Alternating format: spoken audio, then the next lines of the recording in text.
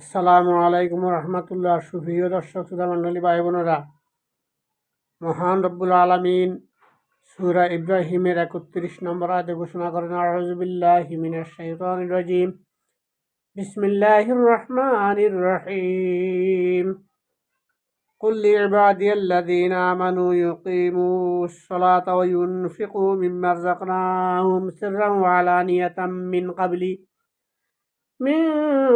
আন ইয়াতিয়া ইয়াউমুন লা বাইউন ফীহি ওয়ালা খিলাল। আমার ইমানদার বান্দাদের বলে দাও, তারা যেন নামাজ কায়েম করে এবং আমি তাদেরকে যে রিজিক দিয়েছি তা থেকে যেন খরচ করে, গোপনে অথবা প্রকাশ্যে, সেই দিন আসার আগেই, যেদিন কোনো বেচা কিনার সুযোগ থাকবে না, এই দিন কোনো বন্ধুত্ব কাজে আসবে না।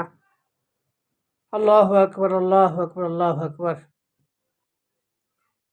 মহান রব্বুল আলামিন এই সূরা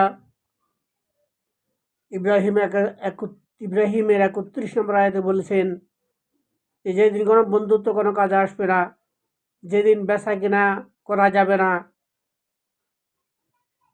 তোমরা গোপনে ও প্রকাশ্যে দান করতে থাকো। আল্লাহ আমাদেরকে ওই দিন আসার আগে, যেদিন কোনো বেচা কিনা থাকবে না, বন্ধুত্ব কোনো কাজে আসবে না, সেই দিন আসার পূর্বে আমরা গোপনে প্রকাশ্যে আল্লাহর পথে দান করি। আল্লাহ আমাদেরকে গোপনে প্রকাশ্যে আল্লাহর পথে দান করি, আল্লাহর সন্তুষ্টি অর্জন করার তৌফিক দান করুন। আমিন। আসসালামু আলাইকুম ওয়া রাহমাতুল্লাহ।